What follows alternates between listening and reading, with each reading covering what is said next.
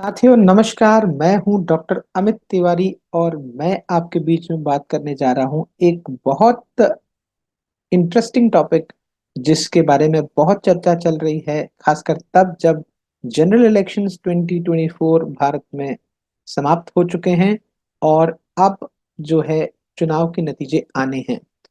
भारत के संदर्भ में या कि विश्व के संदर्भ में एग्जिट पोल्स क्या है, उनकी कॉन्सेप्चुअलिटी क्या है, इस विषय में मैं आपके साथ एक विश्लेषण परक बातचीत करूंगा। ये गैर राजनीतिक चर्चा नॉलेज प्रोस्पेक्ट से होगी, ये डिस्क्लेमर साथ में देता हूं। मैं चाहूंगा कि आप एग्जिट पोल की साइंटिटी को समझें। इस वीडियो के बाद आप ये बात समझें कि किस तरह से एग्जिट देखते हैं। तो आपको कई बार इस तरह के मेरे वीडियोस पसंद आते हैं तो उन्हें लाइक जरूर करें, चैनल को सब्सक्राइब करें और अपने विश लिस्ट में भेजना ना भूलें। ध्यान रखिए, इस तरह के काम करने में बहुत ज़्यादा एफर्ट्स लगते हैं और अगर आप इन एफर्ट्स को सराहेंगे तो ये अच्छा होगा। तो जुड़ते हैं इस चर्चा के साथ। पुल की बात की जाती है तो वो क्यों प्रासंगिक है और बेसिकली ये क्या है, इस पर एक एनालिटिकल बात करेंगे। मैं अपनी स्क्रीन को शेयर करूंगा जिसके माध्यम से आपको ये एक वीडियो पावर पॉइंट प्रेजेंटेशन के बेसिस पर दिखेगा। तो आइए चलते हैं। अब जब हम इस संदर्भ में बात करना चाहते हैं कि वस्तुतः एग्जिट पोल है क्या, इस शब्द की उत्पत्ति के विषय में बात करूं तो एग्जिट पोल का मतलब ये कोई प्री पोल नहीं है। ये उस पर्टिकुलर दिन पर जहां पर मतदाता वोट देने गया है और उस वोट देने की मानसिकता में एक सैंपल के द्वारा ये असेस करना साइंटिफिकल तरीके से, बिना किसी प्रकार की गोपनीयता को भंग किए बिना, कि हम मतदाता के रुझान को समझ पाए, प्रिडिक्ट कर पाए। और वो एक्चुअली इसलिए एग्जिट पोल कहलाता है क्योंकि ये उन सैंपल्स के आधार पर होता है जो वस्तुतः वोट देने आए हैं। ये पर्टिकुलर वोटिंग डे पर ही होता है, इसलिए इसे प्री पोल नहीं कहा जा सकता। चलिए इसके विषय में थोड़ा सा संदर्भ सहित और जानते हैं।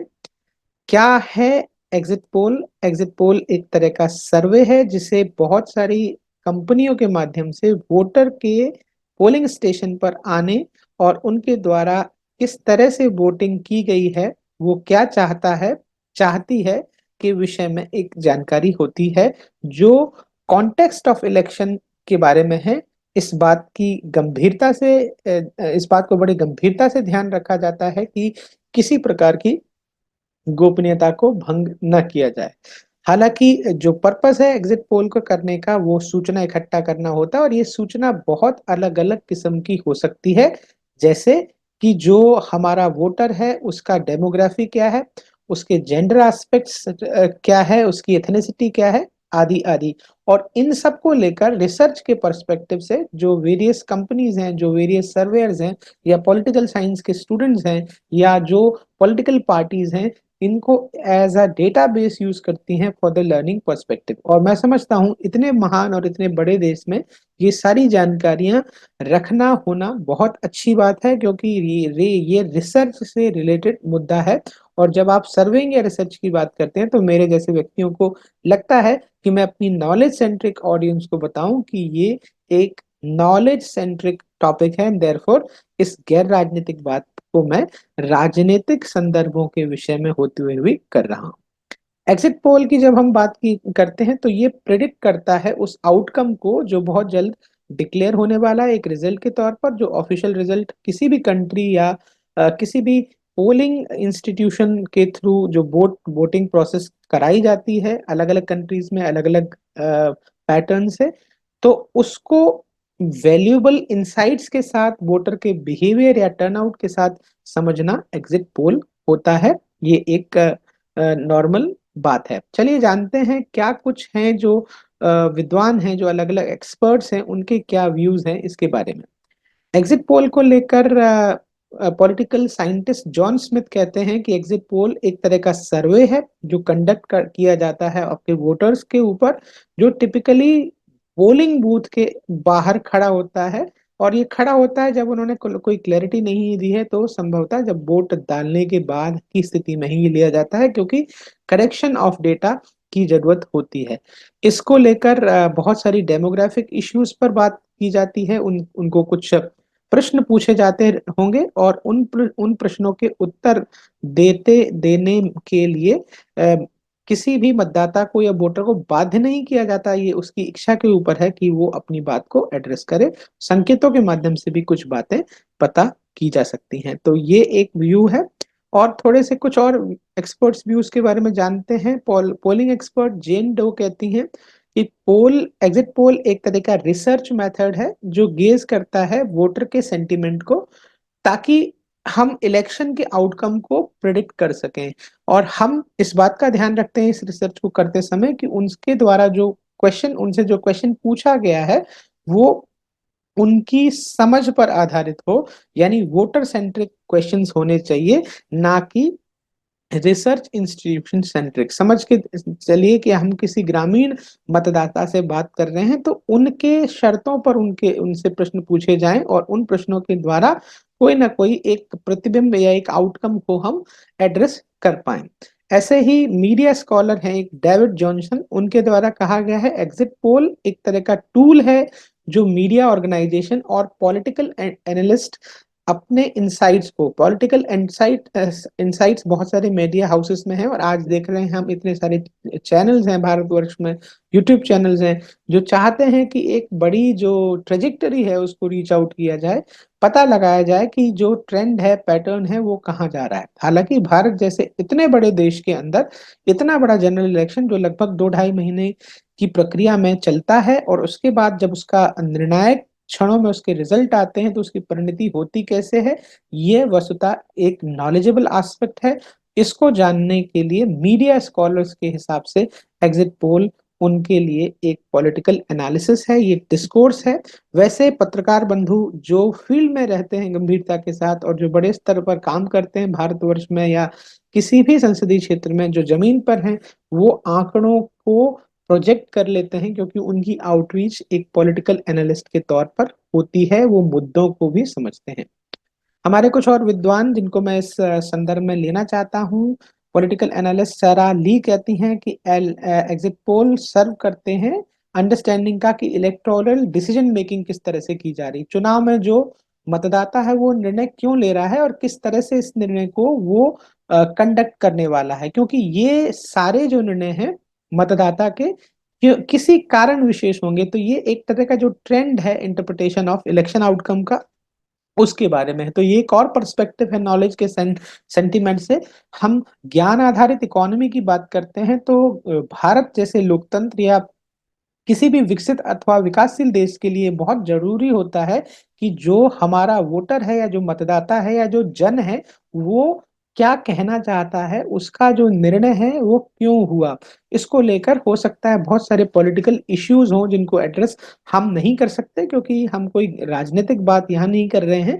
लेकिन ये तय मान के चलिए कि जब हम एग्जिट पोल की बात करते हैं तो ये अंडरस्टैंडिंग तो है, क्योंकि जो भी सैंपल्स पर ये एग्जिट पोल बनते हैं वो रियलिस्टिक तो होते हैं। इनको शेयर वेस्ट अगर कहा जाए तो ये ठीक नहीं होगा। एक और इलेक्शन रिसर्चर है मैं मिशेल ब्राउन, इनके इनके इनके वर्ड्स को उद्धृत करते हुए अगर मैं पढ़ूं तो वो कहते हैं exit polls are survey conducted at polling stations.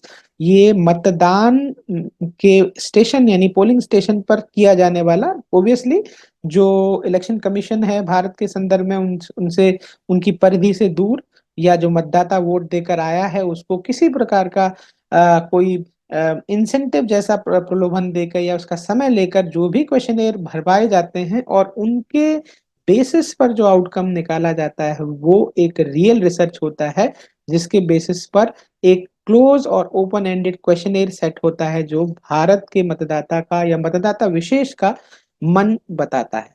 आइए बात करते हैं अब उन 20 फैक्ट्स के बारे में जो हमें जानने चाहिए एग्जिट पोल यानी general election of India, Bharat के सामान्य चुनाव जो है पूरे भारतवर्ष में जब चुनाव होता है तो उसमें एग्जिट पोल क्या बताता है, क्या ऐसे आंकड़े हैं जो हम सबको जानने चाहिए। सबसे पहले भारत जैसे देश में जब एग्ज़िट पोल कराया जाता है, तो वो जनरल लोगों का वोट करने का जो है पैटर्न और उन स्टेशंस पर उनकी पहुँच के बारे बारे में होता है। वो कैसे एड्रेस करते हैं। दूसरा एग्ज़िट पोल का जो पर्पज़ है या उद्देश्य है, वो ये प्रेडिक्ट करना है कि चुनाव से पहले हम ये जान लें, चुनाव कंप्लीट होने से पहले या चुनाव के परिणाम आने से पहले हम ये जान पाएँ कि वस्तुतः होने क्या वाला है। ये प्री पोल नहीं है कि क्या होगा एक अलग स्थिति है, लेकिन क्या होने जा रहा है, what is going to be done in the recent future.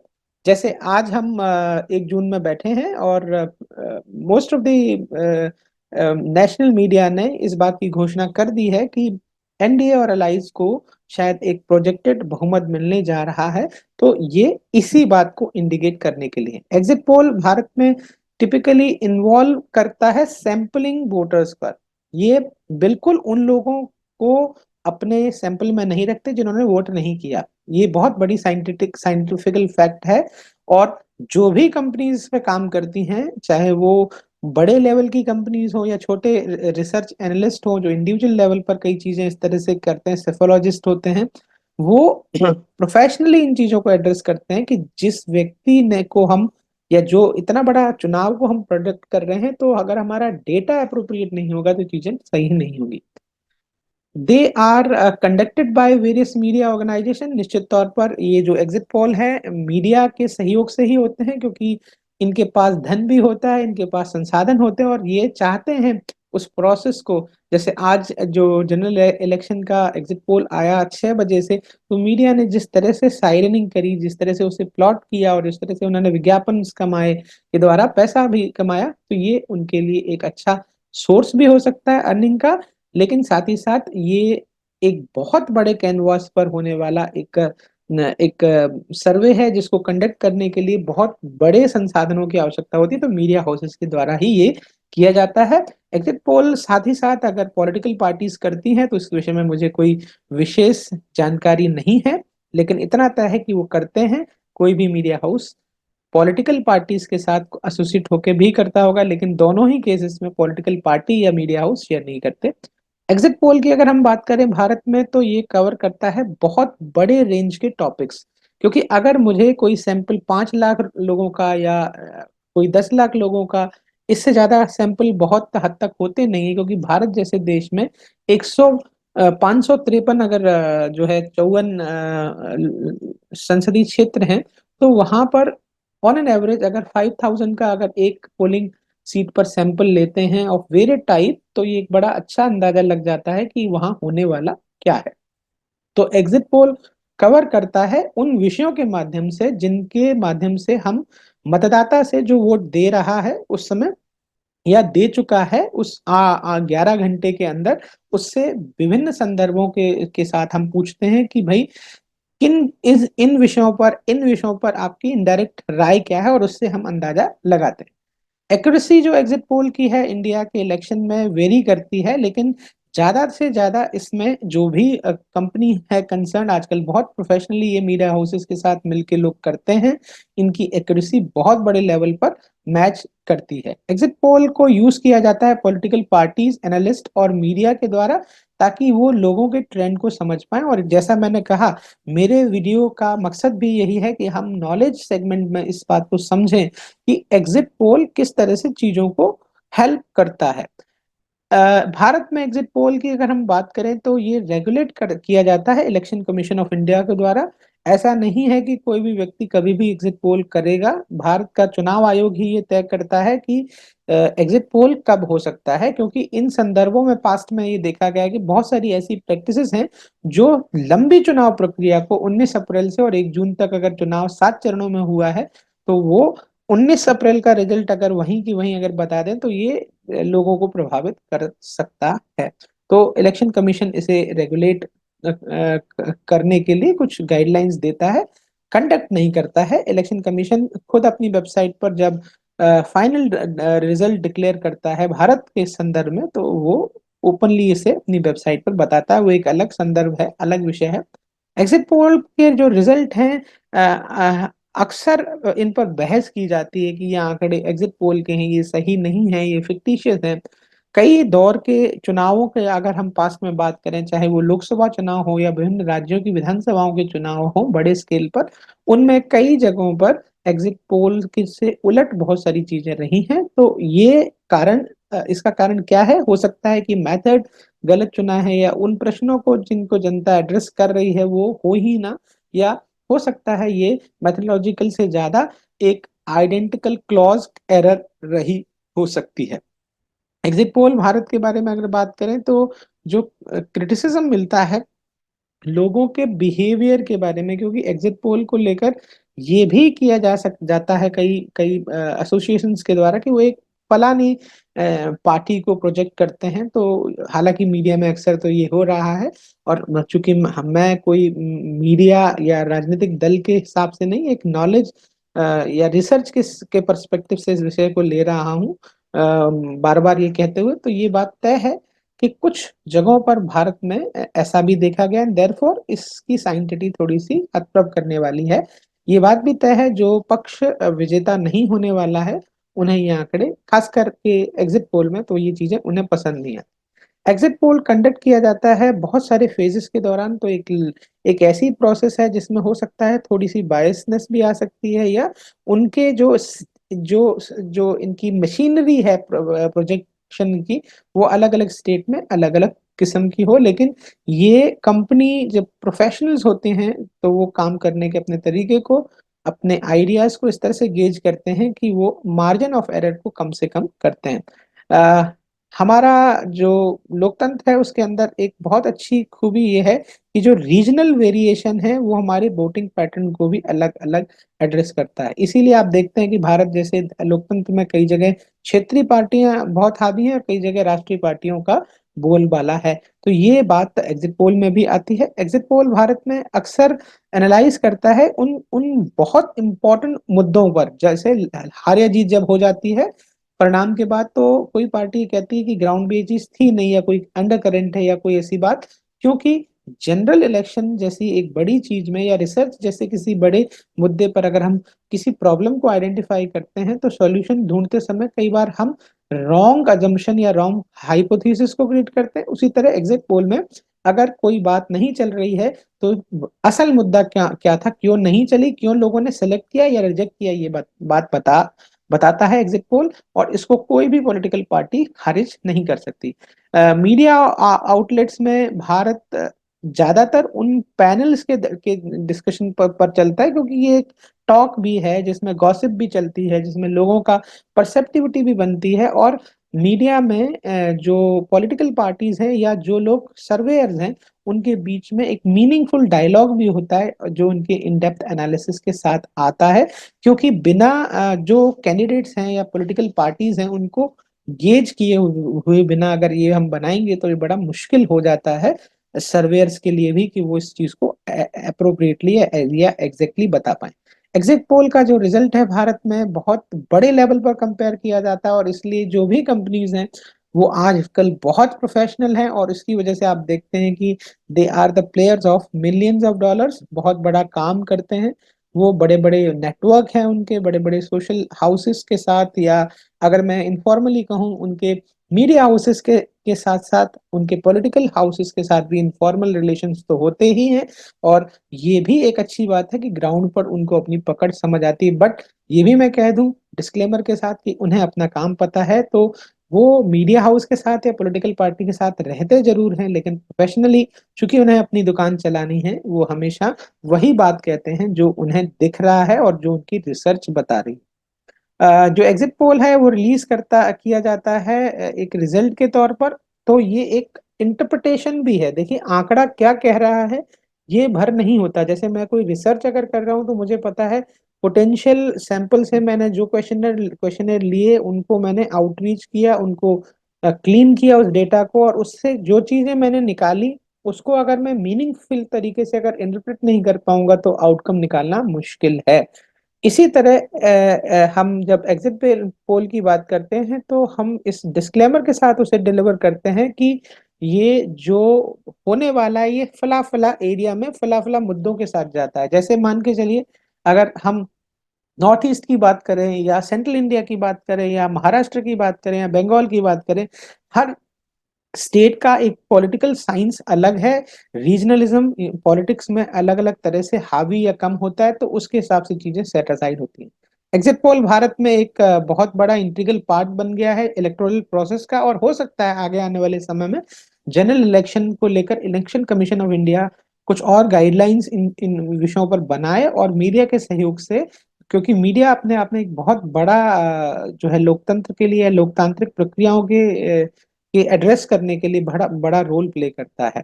तो ये एक इंटीग्रल पार्ट है इलेक्टोरल प्रोसेस का, इसको कोई डिनाई नहीं कर सकता। कई बार ये पब्लिक में ना भी आते हैं तो भी जो पॉलिटिकल पार्टीज हैं या उनके जो की प्लेयर्स हैं वो जानते हैं कि इनकी इंपॉर्टेंस उनके लिए क्या है, क्योंकि भारत एक छोटा देश नहीं है। 140 या 135 करोड़ के लोगों के बीच, जिसमें एक 90 करोड़ के आसपास आपका मतदाता हो रहा है आज की डेट में, या 100 करोड़ के आसपास आपका मतदाता है, तो उन तक पहुंचना, उनके वेरियस डेमोग्राफी, इतने बड़े ज्योग्राफी को कवर करना बहुत मुश्किल है। और ये आज इनहेरेंटली एक इलेक्टोरल प्रोसेस का पार्ट है। और लास्ट 20वां पॉइंट ये है कि डिस्पाइट और लिमिटेशंस, एग्जिट पोल भारत में कंटिन्यू रहेगा एक टूल के तौर पर, क्योंकि वोटर को समझना, उसके बिहेवियर को समझना, ये इलेक्शन कमीशन भी चाहता है। कारण ये कि हम लोकतंत्र में हर किसी व्यक्ति की बात सिर्फ वोट के थ्रू हर तरीके से नहीं समझ सकते, तो उसके ट्रेंड को, उसके पैटर्न को समझकर राजनीतिक पार्टियां, साथ ही साथ इलेक्टोरल सिस्टम या गवर्नमेंट सिस्टम जो गेज करता है, जिससे पॉलिसी मेकिंग आसान होता है या गवर्नेंस आसान होता है पॉलिटिकल फ्रेमवर्क में, ये एक इम्पोर्टेंट सेगमेंट है। जनरल इलेक्शन को लेकर कुछ फैक्ट शीट्स पर बात कर लेते हैं। बीते समय में क्या हुआ, कैसे हुआ, क्या घटनाक्रम घटा, और क्या जनरल इलेक्शंस को भारत में जो लोकसभा चुनाव कहा जाता है, उनके बारे में ये जो चुनाव के बारे में ये जो एग्जिट पोल है, क्या जो कहते हैं वो सच भी है या नहीं। आइए जानते हैं कुछ तथ्यों से।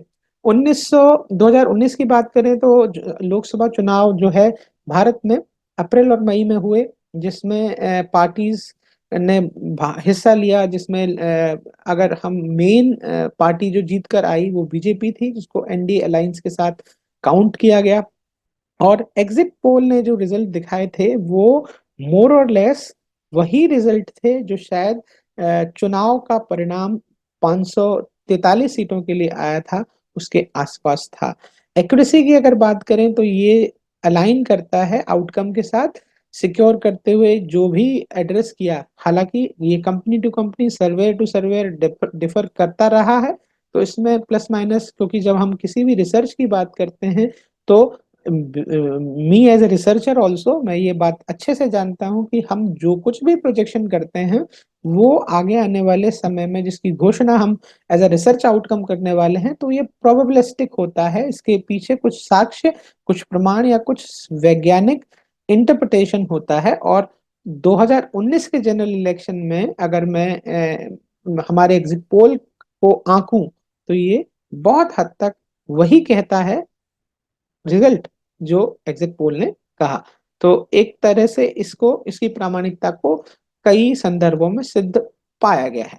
चलिए 2014 का चुनाव, यानी आज से 10 साल पहले का जो जनरल इलेक्शन है उसके बारे में बात करते हैं।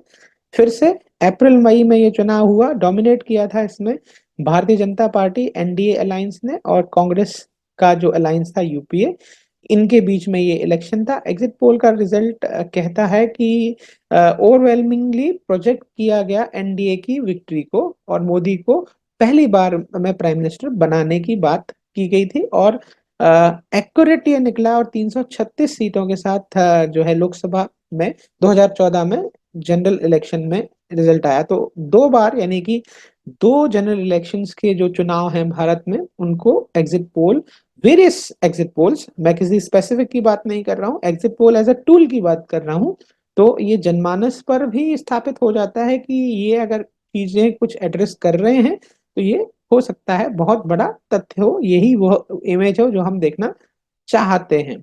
चलिए बात करते हैं 2009 के चुनाव की। शायद यहाँ पर स्थिति थोड़ी सी जनरल इलेक्शंस के लिए इस्तेमाल की जाने वाली जो मशीनरी है कॉल्ड एग्जिट पोल, उसके बारे में शायद अलग थी। एग्जिट पोल से पहले जनरल इलेक्शन मई, अप्रैल और मई में हुए थे 2009 में भी। इसमें मेन पार्टी थी यूपीए वर्सेस बीजेपी, जो तब भी एनडीए हुआ करता था। एग्जिट पोल ने सजेस्ट किया कि क्लोज कॉन्टेस्ट होगा यूपीए और एनडीए के बीच में, और ये भी प्रोजेक्ट किया कि एक हंग पार्लियामेंट की स्थिति देखने को मिल सकती है, which were expected to play a crucial role in the formation of government. यानी कि अगर हंग पार्लियामेंट की बात करी जाए तो मिली जुली सरकार बनने वाली है, ऐसा लोकसभा चुनाव के पूर्व का जनरल इलेक्शन 2009 का प्रोजेक्शन एग्जिट पोल ने किया।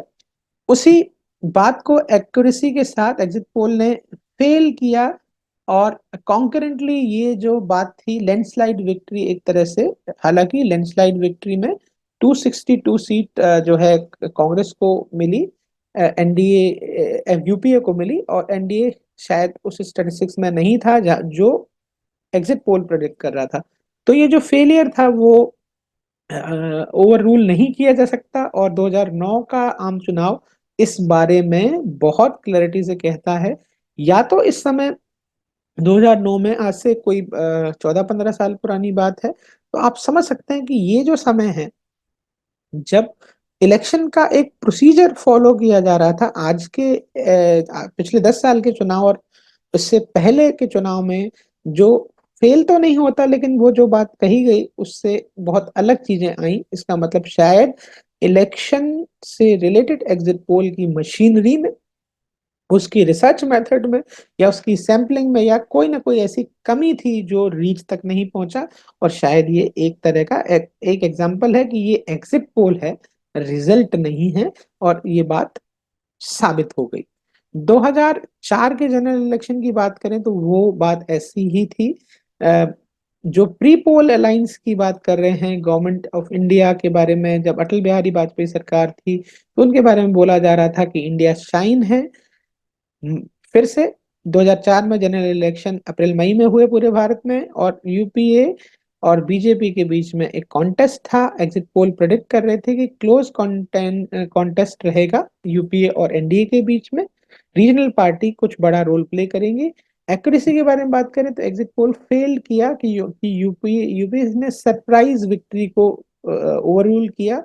यूपीए इमर्ज हुआ एक विक्टोरियस फॉर्म में, विनिंग 218 सीट, जो लोकसभा में 218 सीटें लोकसभा में यूपीए को मिली। और उसके बाद जो मिली जुली सरकार बनी, और बाद में आपने देखा था कि मनमोहन सिंह जो है भारत में प्रधानमंत्री बने, जिनको कई हलकों में अलग अलग तरीके से डिराइव किया गया है एक्सीडेंटल प्राइम मिनिस्टर के तौर पर।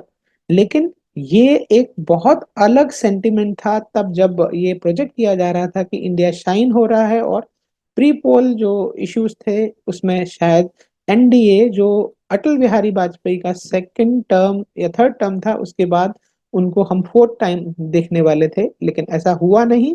Projection of election exit poll fail हुआ, और इसकी फेल्यूर एक बड़े लेवल पर थी, तो इसकी साइंटिटी पर दो प्रश्न चिन्ह लगते थे।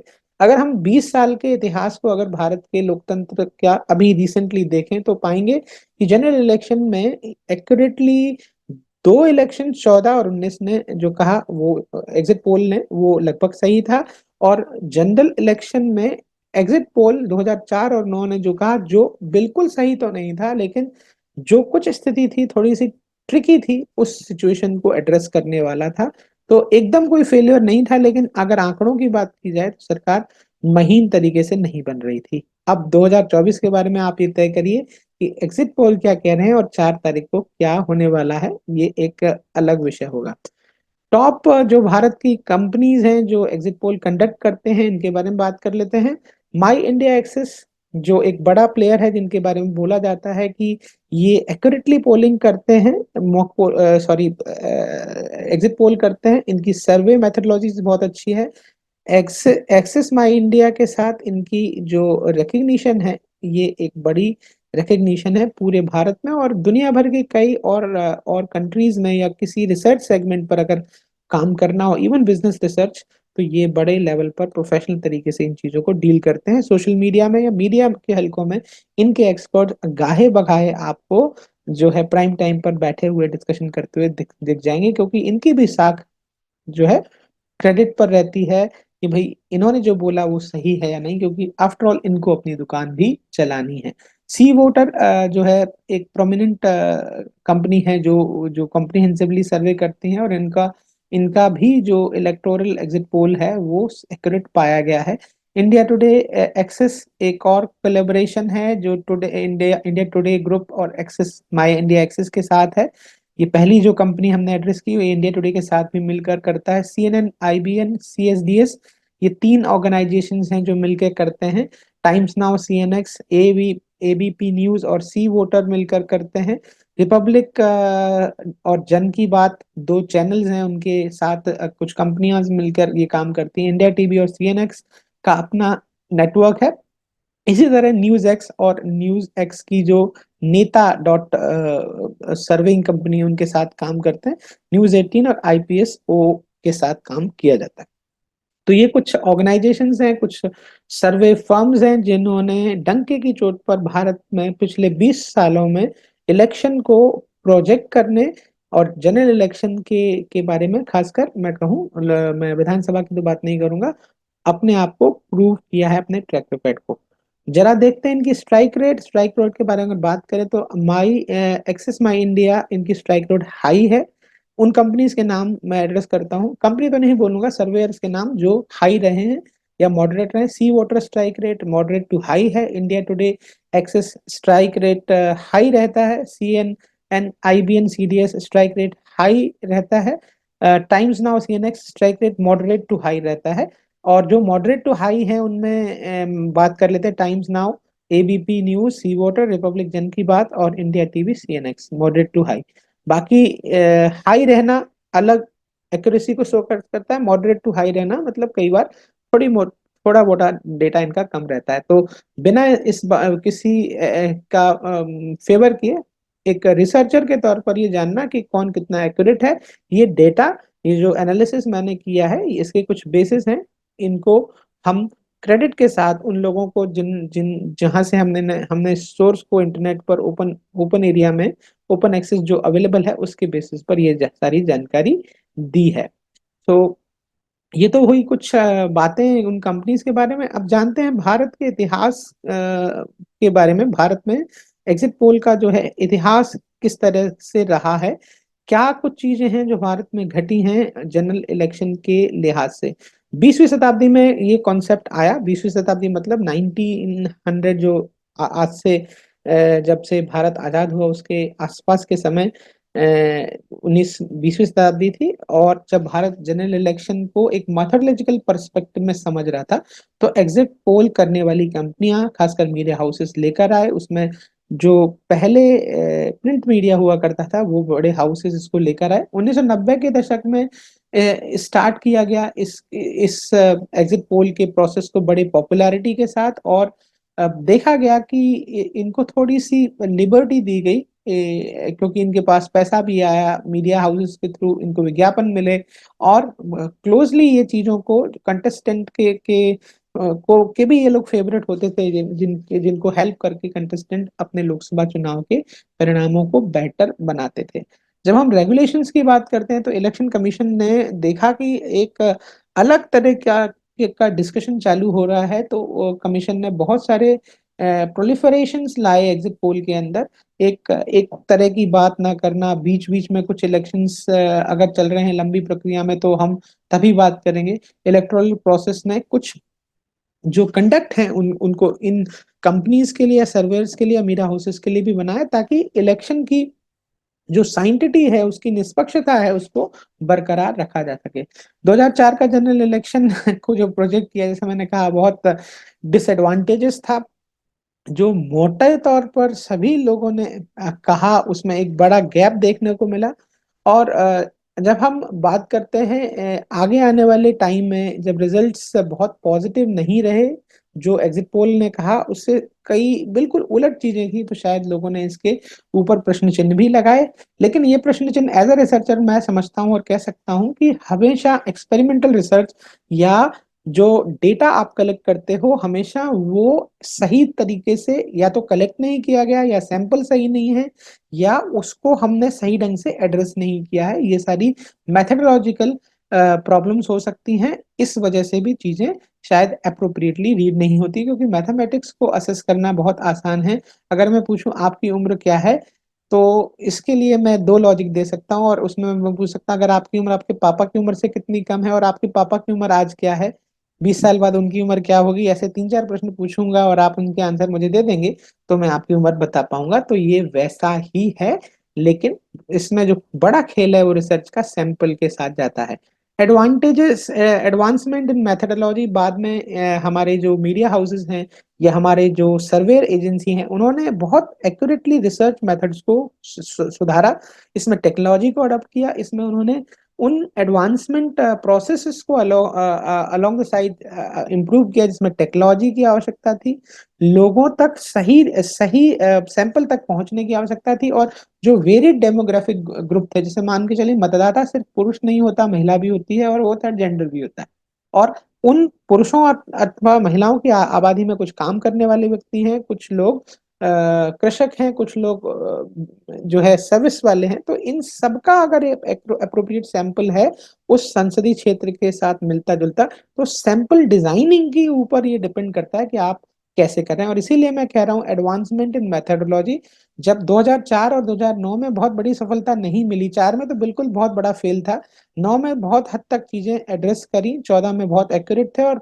19 का रिजल्ट भी बहुत अच्छा था एग्जिट पोल का। तो एडवांसमेंट इन मेथोडोलॉजी की बात करें, और जो मॉडर्न टेक्नोलॉजी है, आईसीटी, इंफॉर्मेशन कम्युनिकेशन टेक्नोलॉजीज और इंटरनेट की जो फैसिलिटी है, इसने भी लोगों का काम बहुत आसान किया। जितनी मैन पावर या जितने एफर्ट्स लगते थे उस समय, आज शायद उतने एफर्ट्स नहीं लगते जनरल इलेक्शन को के एग्जिट पोल को एड्रेस करने के लिए। सिर्फ मैं ऐसा इसलिए कह रहा हूं क्योंकि एडवांसमेंट ऑफ टेक्नोलॉजी ने डेफिनेटली हेल्प करी है। मेहनत या पैटर्न ग्राउंड पर खड़े होकर ही होती है, तकनीक ने हमारा तरीका बदला है कि मेरे जैसा व्यक्ति भी एक विषय पर अगर अपनी राय रखना चाहे तो इस तरह के नॉलेजेबल वीडियोस के माध्यम से पॉलिटिकल विषयों पर नॉन पॉलिटिकल या एकेडमिक राय रख सकता है, और मैं रख रहा हूँ। लास्टली सब्सिक्वेंट इलेक्शंस जो बार बार होते हैं, तो इन सर्वेयर्स को और मीडिया हाउसेस को भी पता होता है, इनके पास भी एक पास्ट प्रैक्टिस से डेटा होता है, और उस डेटा के साथ वो अपने इंसाइट्स को वॉल्यूम बेसिस पर या नंबर्स पर करेक्ट करते हैं, और इस करेक्शन को वो इम्प्लीमेंट करते हैं अपने मोडस ऑपरेंडी में या forthcoming action. How does exit poll work? जो एग्जिट पोल है वो कैसे काम करता है, ये है सही मुद्दा। तो इस पर मैं बात करूंगा। आपका स्वागत है इस विषय पर पुनः। अगर आप मुझसे इस विषय पर दोबारा जुड़े हैं तो, और मैं यही कहना चाहूंगा कि भारत के जैसे लोकतंत्र में इतने बड़े चुनाव के प्रोसेस को राइटली एड्रेस करना, ये एक बड़ी इन डेप्थ रिसर्च का काम है।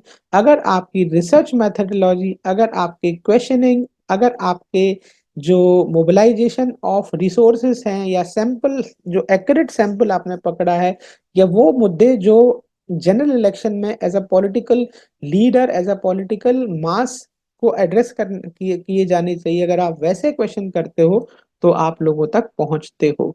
एग्जिट पोल को, जैसे हमने कहा, कि सर्वे है जो उन लोगों के बीच किया जाता है जो वोट डाल चुके हैं पोलिंग स्टेशन पर जाकर उस पर्टिकुलर डे पर। और अगर आप ये सोचें कि उस दिन के बाद अगर आप किसी से पूछ रहे हैं तो वो बात नहीं बनती। ये वैसा ही है कि आप उन बारातियों से फीडबैक ले रहे हैं जो उस बारात में थे कि खाना कैसा था। आप किसी भी अरे गहरे से बात करेंगे तो शायद खाने के बारे में, बारात के बारे में बात नहीं हो पाएगी।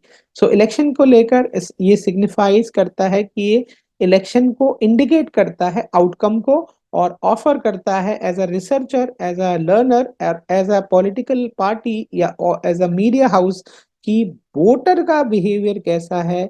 यानी जो चुपचाप एक बैलेट बटन पर आपको वोट देने का जो मौका मिलता है, उसमें आप क्या कहना चाह रहे हैं।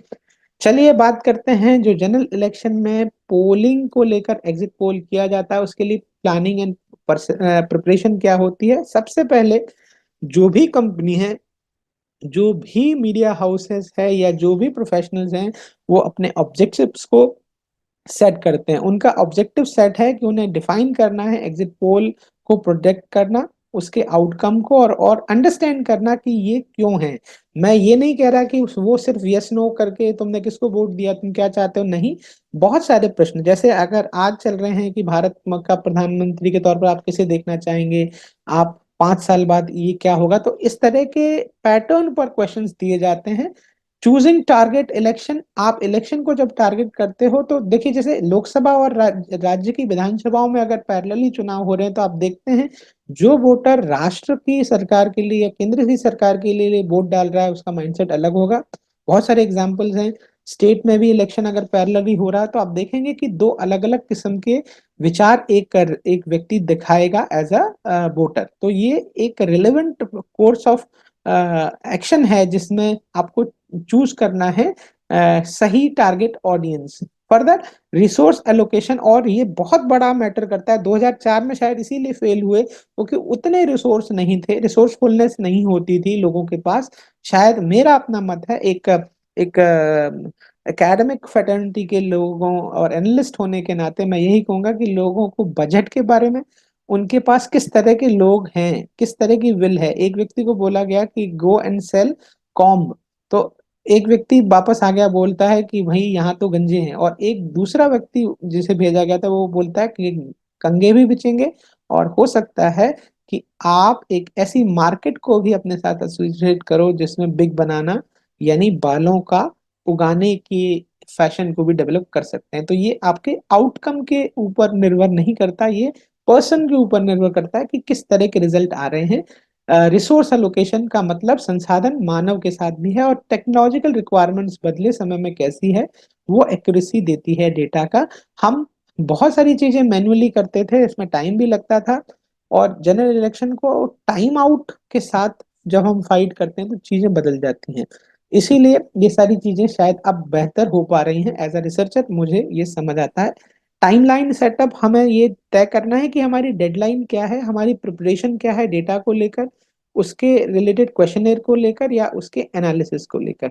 ये एक और बात है। सैंपल डिजाइन पर आते हैं। सैंपल डिजाइन के बारे में अगर मैं बोलूं, अगर एज अ रिसर्चर बात करें तो थ्योरेटिकल डिस्कशन हो सकता है, लेकिन अगर एक research analyst from the perspective of general election की बात करें तो सबसे पहले हमें एक सर्वेयर के तौर पर ही पता होना चाहिए कि स्टेटिस्टिकली हमारा जो नंबर है क्या होने वाला है। लोकसभा चुनाव बनारस का है या ग्वालियर का है या दिल्ली में किसी सीट का है, तो आप देखेंगे कि किस तरह की वोटर्स हैं, उनका स्टेटिस्टिकल सिग्निफिकेंस क्या है, और उस हिसाब से आप सेलेक्ट करेंगे पोलिंग लोकेशन के हिसाब से अपने सैम्पलिंग स्टाइल को। वो स्ट्रेटिफाइड हो सकता है या रैंडम हो सकता है।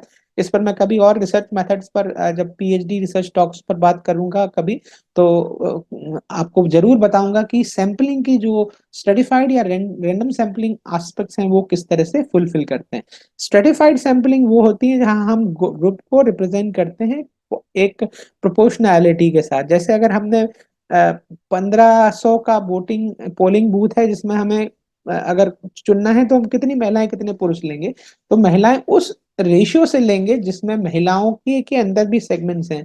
विवाहित महिलाएं कितनी हैं या अविवाहित कितनी हैं, ऐसी महिलाएं कितनी हैं जो विडो विडो हैं। तो ये एक हमें प्रोपोर्शनेट पर भी तय करना पड़ेगा। ऐसा ही बात पुरुषों के साथ भी है, ऐसा ही लोग कामगारों के साथ भी है। तो ये स्ट्रेटिफाइड सैंपलिंग अगर आप अप्रोप्रिएटली बनाते हो तो आप जान पाओगे कि ज्यादा हद तक हम देखिए, कोई भी किसी के लिए भी ये संभव नहीं है कि इतने बड़े जनरल इलेक्शन में 91 करोड़ मतदाता जिसमें से 60% या 70% लोग अगर वोट डालने जा रहे हैं तो उन तक हर एक तक पहुंचना नामुमकिन ही है।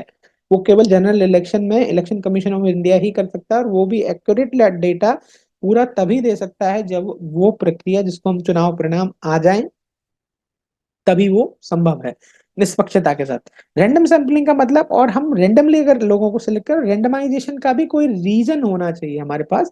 जैसे हम रिसर्च में कहते हैं कि आप रेंडमली अगर पिक कर रहे हो तो रेंडम भी एक प्योर रेंडम नहीं होना चाहिए, उसके अंदर भी एक पैटर्न होना चाहिए। और दूसरा, इंश्योरिंग रिप्रेजेंटेटिवनेस, हर एक चीज का, हर एक व्यक्ति का, हर एक मतदाता समूह का रिप्रेजेंटेशन होना चाहिए, ऐसा मुझे लगता है एज अ रिसर्चर। और मैं समझता हूँ कि मैं इस विषय में बहुत संदर्भ सा सही भी हूँ, एक विद्वान के तौर पर, एकेडमिक फैकल्टी के व्यक्ति के तौर पर। क्वेश्चनरी डेवलपमेंट बड़ा इंपॉर्टेंट सेगमेंट होता है रिसर्चर के तौर पर। जब आप रिसर्च करते हो तो आप चाहते हो कि आप उन चीजों को क्राफ्ट करो, उन क्वेश्चंस को जो अनबाइज्ड हो। बहुत ज्यादा भोथरे ऐसे क्वेश्चंस पूछना, भोथरे का मतलब जो एक देसी शब्द है, उससे मेरा मतलब है कि ऐसी बातें जो किसी को समझ ना आए। आपको कई चीजें बहुत क्लोज एंडेडली पूछनी है, कई चीजें ओपन एंडेडली पूछनी है। तो आपका वोटर कौन है और वोटर क्या कहता है, क्या समझता है, उसके विषय में वो बातें उस पर्सपेक्टिव में कही जाएंगी। जब आप क्वेश्चनेयर को प्लॉट कर रहे हैं या उसकी पायलटिंग कर रहे हैं, प्लॉटिंग के बाद पायलटिंग होना जरूरी है। जैसे मान के चलिए मुझे 5 लाख के सैंपल पे अगर काम करना है, तो 5 लाख के सैंपल में पहले क्वेश्चनेयर को बनाने के बाद मुझे एडिक्वेटली कोई 500 या 250 लोगों पर उसको पायलट करके उसको जस्टिफाई करना चाहिए कि भाई मेरा डेटा कहाँ जा रहा है। और उसके साथ साथ भारत जैसे डाइवर्स कंट्री पर भारत में पूछे जाने वाले क्वेश्चनेयर को डेफिनेटली लैंग्वेज को कंसिडरेशन के अंदर रखना चाहिए। हिंदी, तमिल, तेलुगु और ये सारी चीजें पढ़े लिखे या अनपढ़ जो हमारे मतदाता जो बहुत हद तक ज्यादा शब्द ज्ञान के अलावा कुछ नहीं रखते, ये चीजें। बाकी डेटा कलेक्शन के बारे में बात करते हैं तो डेटा कलेक्शन एक बहुत बड़ा मुद्दा है एग्जिट पोल के लिए या किसी रिसर्च के लिए। इसके लिए ट्रेनिंग इंटरव्यूज हमारे पास कंडक्ट होने चाहिए। जो रिसोर्स पर्सन इतनी बड़ी बड़ी कंपनियां पूरे भारतवर्ष में भेज रही हैं, वो एक ट्रेंड रिसर्च एनालिस्ट होना चाहिए। उनके पास पता, एक अनुभव होना चाहिए कि उन्हें इंटरव्यूज कैसे कंडक्ट करने हैं, वोटर के पास जाकर किस तरह से बात करना है, उन्हें कैसे एडमिनिस्ट्रेट करना है। क्योंकि सर्वे अच्छा होना काफी नहीं है, उस प्रक्रिया की भी बात करेंगे जहां पर आप कलेक्शन को एक क्वालिटी एनवायरनमेंट में कर रहे हैं। और इसका मतलब डेटा कलेक्शन को के मेथड को हम इंश्योर करेंगे कि वो quality process of data collection हो। इस बात का ध्यान मुझे लगता है आजकल हर एक कंपनी रखती है, and therefore only they are creating a buzz कि हम इतना परसेंट एक्यूरेट हैं या हम वही कह रहे हैं जो जनरल इलेक्शन का आउटकम आ रहा है। ऑन साइट सर्वे, ये चीजें फील्ड पर बैठ के होनी चाहिए। ऐसे नहीं कि एसी कमरे में बैठकर आपने कुछ फॉर्म्स बना दिए या कुछ स्टैटिस्टिकल टूल्स को यूज करते हुए इसको इंटरप्रेट कर दिया पास डेटा को। बहुत हद तक पास डेटा से हम अपने डेटा को वैलिडेट भी करते हैं। और मैं आपको अंदर की बात बताऊं, जो कुछ घटनाक्रम मीडिया में आया है, दिखाया जा रहा है, उससे पहले वो पास्ट डेटा से अपनी परसेप्टिविटी को मैच भी करते हैं। और अगर वो बहुत अनरियलिस्टिक लग रहा है तो वो डबल क्रॉस चेक करते हैं, उस पर शायद फिल्ट्रेशन लगाते हैं और फिर से उसको उस प्रोसेस को दोहराते हैं कुछ और सैंपल्स के साथ। और उसके बाद अगर कोई बड़ी गलती वो नहीं कर रहे होते तो उसे शेयर करते हैं। सेल्फ एडमिनिस्ट्रेटर सर्विस सर्वेस, ये होता है एक फॉर्मेट जिसमें वोटर खुद से कर पाता है। क्योंकि हर वोटर, हर मतदाता की अपनी एक कैपेसिटी है। जैसे मैं अगर वोट डालने जाऊंगा, मैं रिसर्च को समझता हूँ तो हो सकता है कॉपरेट भी करूँ, लेकिन कोई मतदाता हो सकता है जो रिसर्च को नहीं समझता, शर्म की वजह से, बातचीत ना करने की वजह से या उसकी इंटरेस्ट ना होने की वजह से वो उन चीजों को रियल टाइम में नहीं एडमिनिस्ट्रेट कर सकता है। रियल टाइम डेटा ट्रांसमिशन, ये एक बड़ा चैलेंज है डेटा कलेक्शन का। और आज 2024 या 2019 का जो जनरल इलेक्शन का एग्जिट पोल है वो ज्यादा सक्सेसफुल है। इसका मात्र कारण ये है कि हम आज मॉडर्न टेक्नोलॉजीज को यूज कर रहे हैं। और पहले शायद डेटा के सक्सेसफुल या उतने सक्सेसफुल ना होने का कारण ये था कि कलेक्शन मेथड उतने अप्रोप्रिएट नहीं होते, ये रियल टाइम नहीं होते थे। डेटा प्रोसेसिंग एंड एनालिसिस की बात करें, जब हम किसी बड़े मुद्दे पर काम करते हैं, डाटा कलेक्ट कर लिया जाता है, तो उसका अगला स्टेप होता है डेटा की प्रोसेसिंग। अगर मैंने एज अ रिसर्चर अच्छे से डेटा कलेक्शन किया है तो अगला स्टेप है मेरा कि उस डेटा की क्लीनिंग करूं। कई चीजें ऐसी होती हैं जो बायस्ड इनपुट्स होते हैं, जो नॉट एक्यूरेट होते हैं, उन्हें हटाना ही पड़ता है। और उस हिसाब से जो आप हटा रहे हो उसमें स्टेटिस्टिकल टूल्स को यूज करके क्या जो फर्क पड़ सकता है आउटकम में, उसको प्लस माइनस कर लिया जाता है।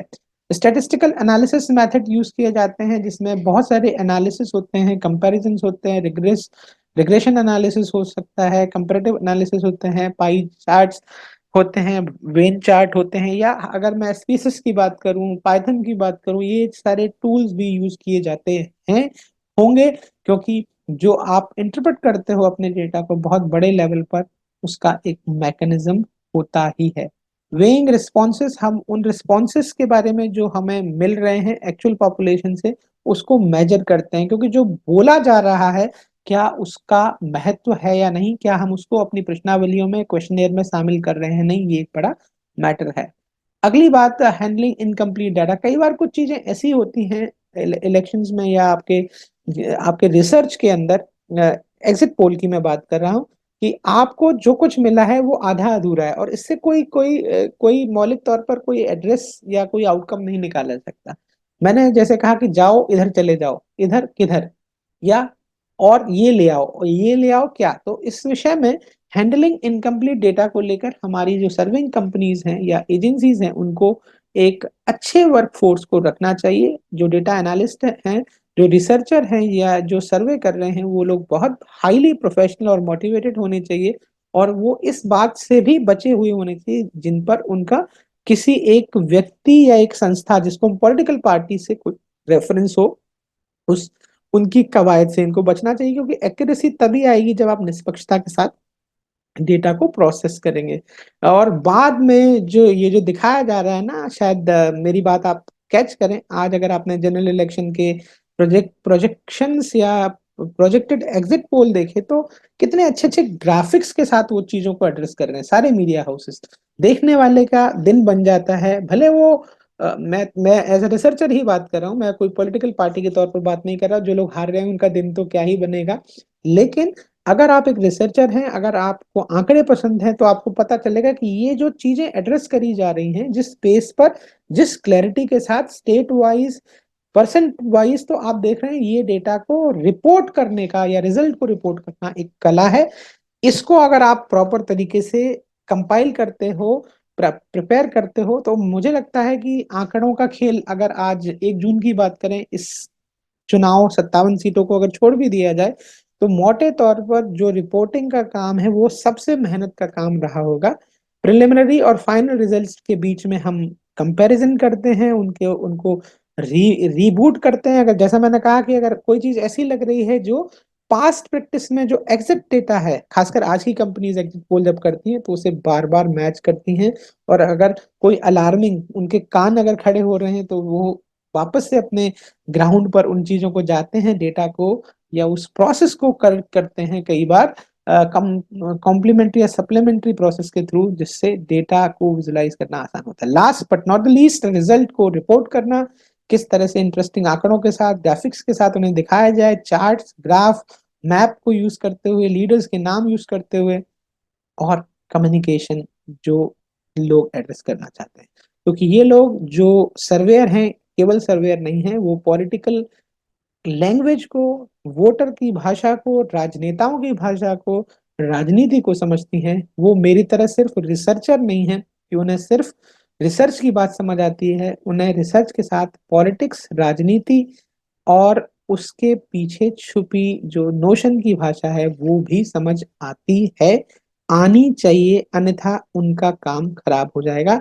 लास्ट में बात करेंगे कुछ और रिलेटिव मुद्दों, जैसे चैलेंज जो आते हैं। सबसे पहला आता है नॉन रिस्पॉन्स बायस, बायसनेस। कुछ लोग रिस्पॉन्स ही नहीं करते, तो ये बड़ा चैलेंज है। सैंपल से रिलेटेड एरर्स हो सकती हैं, जो हम प्रोजेक्ट कर रहे हैं उसमें राइट सैंपलिंग ना हो, या इलेक्शन के दिन के जो डायनामिक्स हैं वो अगर कुछ बिगड़ गए या बदल गए, तो शायद जमीन पर काम करना मुश्किल होता है। और इसीलिए जो मीडिया हाउसेस हैं या जो सर्वेयर्स हैं, वो अपने आप को बड़े पोलाइटली, बड़े प्रोफेशनली एक्ट अपॉन करते हैं और चीजों को एड्रेस करते हैं, ताकि ताकि सिनारियो बिगड़े नहीं, चीजें सही रहें। और लास्ट में मैनेजिंग पब्लिक एक्सपेक्टेशन। उन्हें अपने लोगों, जो उनका व्यूअर है या जो देखने वाला है, जिसके थ्रू विज्ञापन बेचा जा रहा है, मेरे और आपके जैसे लोग जो घंटों यूट्यूब पर या उस चैनल पर आंखें गड़ा कर बैठे हैं कि जनरल इलेक्शन में होने क्या वाला है, और इस बीच में कोई विज्ञापन चल जाता है, तो विज्ञापन इसलिए क्योंकि उस पर्टिकुलर दिन पर आपके डेटा की महत्व है, अन्यथा 5 दिन बाद इस इन आंकड़ों को बहुत हद तक ज्यादा लोग नहीं देखेंगे और ना ही इलेक्शन कमीशन कुछ कहेगा। तो चैलेंजेस के साथ लास्ट में एथिकल कंसिडरेशन होते हैं।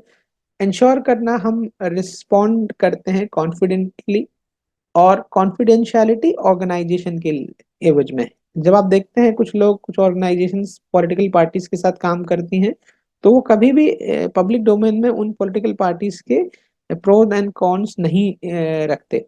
सिमिलरली जब वो पॉलिटिकल पार्टीज के साथ काम नहीं करते तो वो चीजें एड्रेस करने से बचते हैं जो उन्हें पॉलिटिकल पार्टी को नहीं बताने चाहिए। वो उन अनड्यू इन्फ्लुएंसेस को से बचने की कोशिश करते हैं जो उनके काम में बाधा डाल सकता है, जैसे पॉलिटिकल फ्रेंडशिप या मीडिया रिलेटेड फ्रेंडशिप या गॉसिप।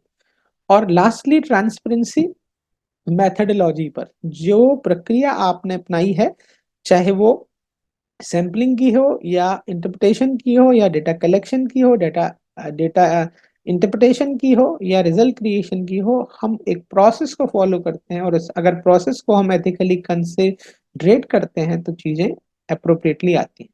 तकनीक को आज हम अगर समायोजित नहीं करते हैं तो रिसर्च फेल होती है। 2004 और 2009 के अंदर जो हुआ वो यही दिखलाता है।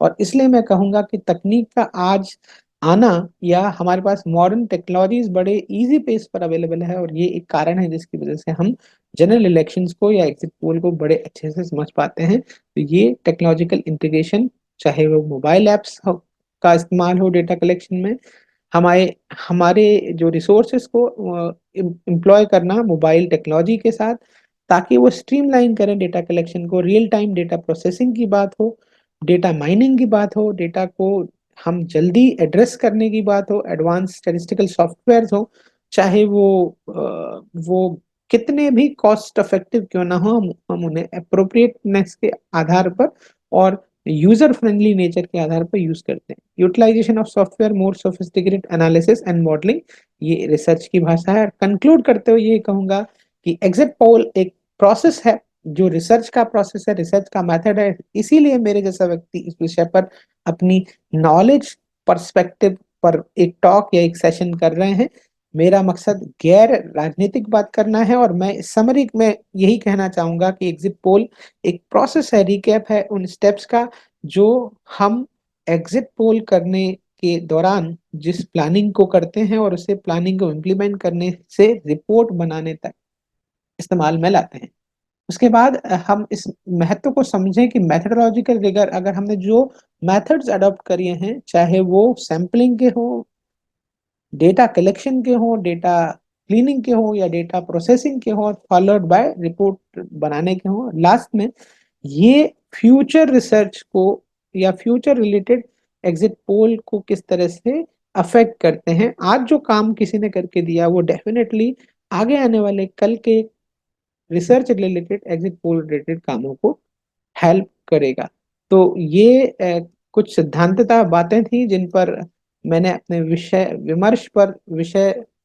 को रखा या अपने अपने विवेक से अपने विमर्श को रखा। उम्मीद करता हूं आपने इस सेशन को पसंद किया होगा। अगर इसे पसंद किया तो आप चैनल को लाइक करें, वीडियो को लाइक करें, चैनल को सब्सक्राइब करें और विश